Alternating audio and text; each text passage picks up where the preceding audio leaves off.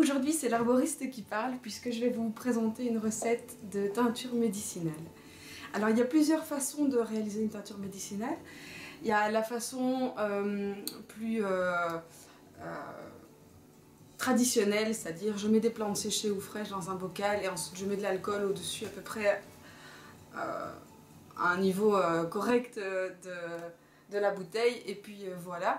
Alors l'inconvénient de cette méthode là, c'est qu'on ne sait pas exactement quelle est la proportion des composants dans l'extrait, donc dans la teinture. Et donc moi j'utilise une méthode un peu plus scientifique puisqu'elle consiste à mesurer, peser précisément la quantité de plantes sèches ou fraîches et ensuite mesurer précisément la quantité de solvant. Et le solvant lui-même est calculé en fonction des composants de la plante puisque les composants de la plante ne s'extraient pas dans tous les solvants. Voilà, je vais vous expliquer ça un peu plus précisément. Voilà, comme vous pouvez le constater, j'ai déjà réalisé aujourd'hui plusieurs teintures. Donc j'ai ici de la teinture de Damania, de la teinture de ginkgo et de la teinture d'hydrocotyle qui donc vont macérer pendant 6 semaines sur ma petite étagère avec les autres teintures. Donc aujourd'hui je vais vous présenter une teinture qui est une teinture de houblon. Alors, donc pour faire une teinture de houblon, on a besoin de deux choses très très simples, de l'alcool à 90 degrés et de l'eau filtrée. Parfois sur internet ou dans les livres on lit d'utiliser de l'eau, comment on dit, de l'eau stérilisée, de l'eau, je sais plus, on vend ça dans les supermarchés ou dans les drogueries en bouteille, en plastique. Donc moi c'est quelque chose que je n'utilise pas parce que j'aime pas du tout l'idée de consommer tout simplement de l'eau qui a été stérilisée mécaniquement, chimiquement et en plus qui a passé je sais pas combien d'années dans une bouteille en plastique. Donc moi je préfère filtrer mon eau et utiliser l'eau filtrée qui est très correcte à la consommation. Il n'y a aucun souci à ce niveau-là. Alors, on peut aussi utiliser de la vodka ou d'autres alcools. Moi, étant donné que j'utilise un dosage précis d'alcool, j'utilise donc un alcool à 90 degrés qui est en vente en pharmacie. Et donc, je fais mon petit mélange eau et alcool ou autre solvant avec cet alcool. Alors, j'aurai aussi besoin d'un bocal pour mettre ma teinture, pour la laisser macérer, un pichet gradué et un blender à haute puissance. Alors, pourquoi j'utilise un blender et pourquoi je ne mets pas mes plantes dans un bocal tout simplement? C'est vrai que beaucoup d'herboristes font leur teinture en mettant simplement les plantes dans leur bocal et ensuite leur menstruum, leur solvant, pardon. Donc un menstruum, c'est le nom qu'on donne au solvant qui va extraire donc, les composés actifs des plantes. Donc pourquoi j'utilise un blender et pourquoi je ne mets pas les plantes directement dans le bocal? Alors au début, pendant de nombreuses années, j'ai utilisé la méthode où je mettais les plantes entières ou coupées en très fins morceaux dans le bocal. Et puis je me suis rendu compte qu'en fait, si on utilise une poudre de plante, pardon, les composés actifs sont beaucoup mieux extraits par le solvant que si on utilise les morceaux de plante. Tout simplement parce que la surface d'extraction est plus faible quand c'est de la poudre évidemment que quand c'est des plantes entières. Donc maintenant je préfère utiliser les poudres de plantes. Évidemment si vous n'avez pas de blender à haute puissance, utilisez des plantes séchées en vrac de chez l'herboriste et ça ira très très bien. Pourquoi je dis un blender à haute puissance? Parce que en fait le blender à haute puissance c'est celui qui va moudre les plantes en très très fines particules et donc c'est beaucoup mieux au niveau de la finesse de la poudre.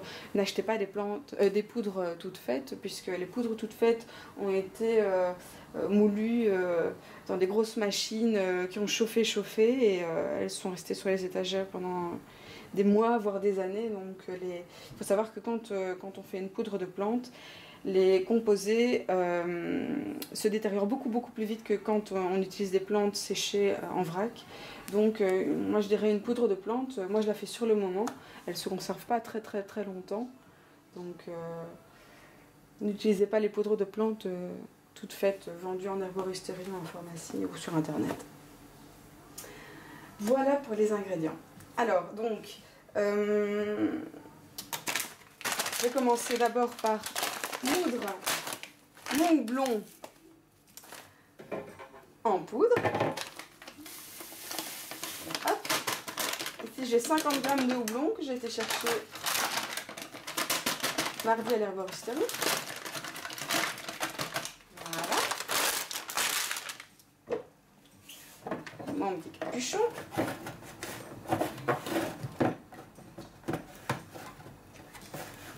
Et je vais vous emmener avec moi pour mixer. Hop, voilà.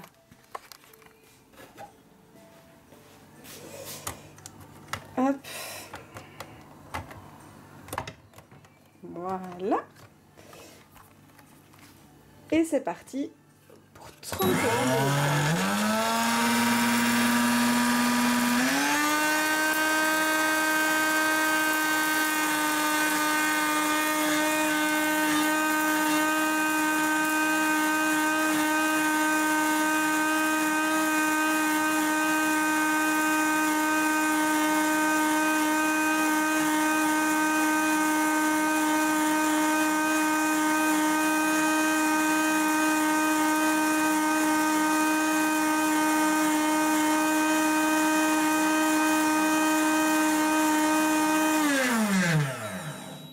Et voilà, désolée pour le bruit, j'ai oublié de vous prévenir. Donc, vous pouvez voir, je vais remettre la caméra sur le pied.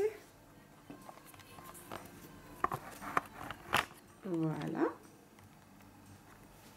Alors, comme vous pouvez le voir,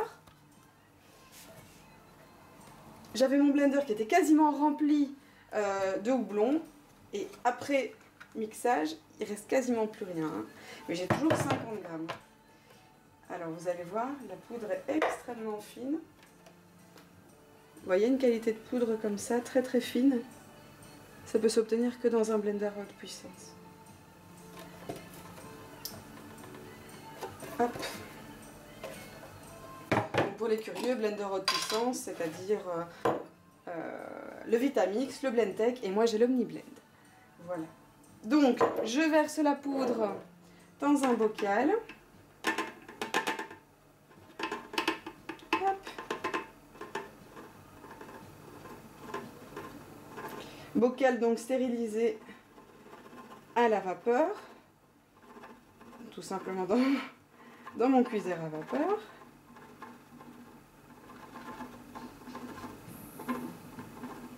Et cautionneusement.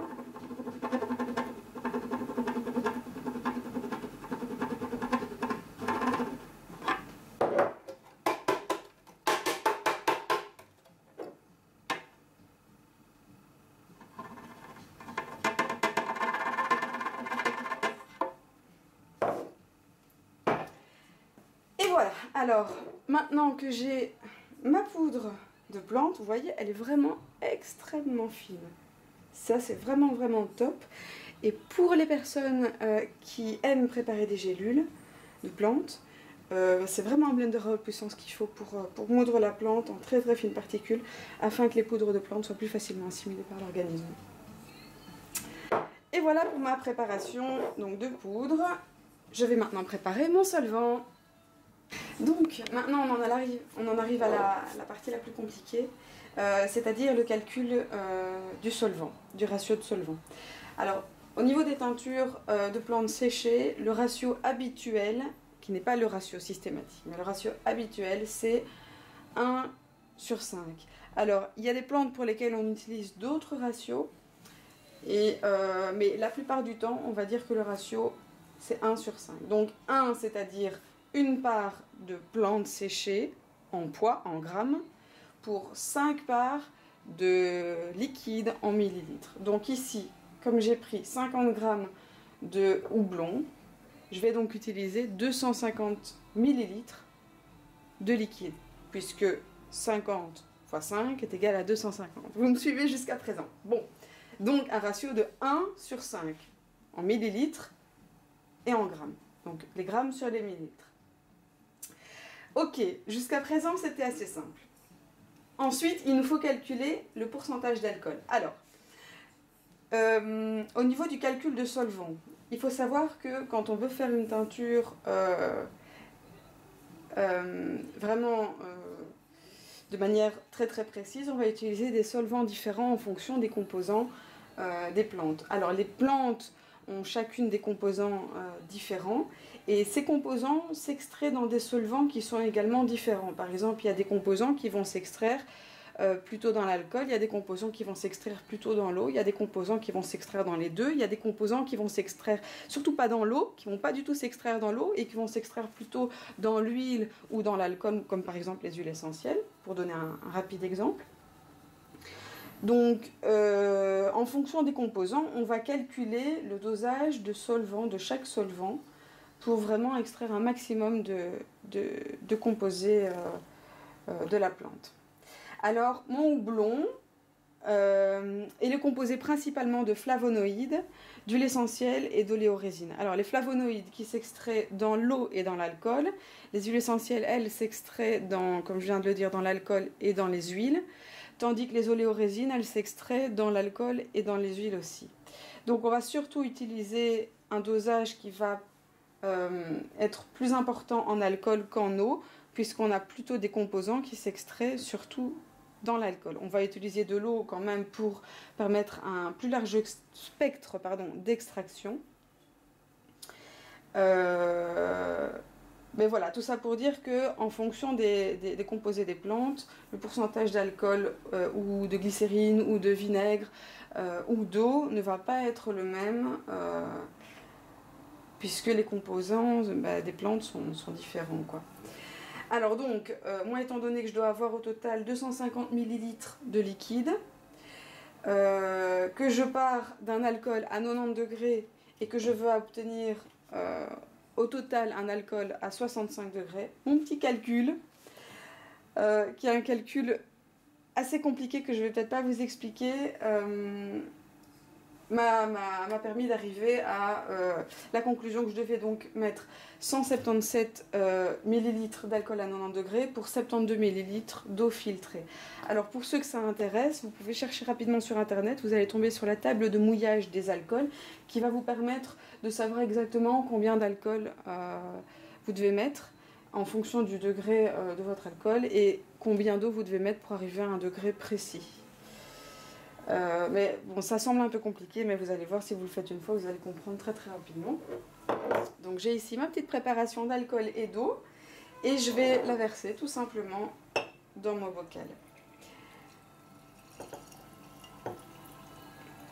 Voilà.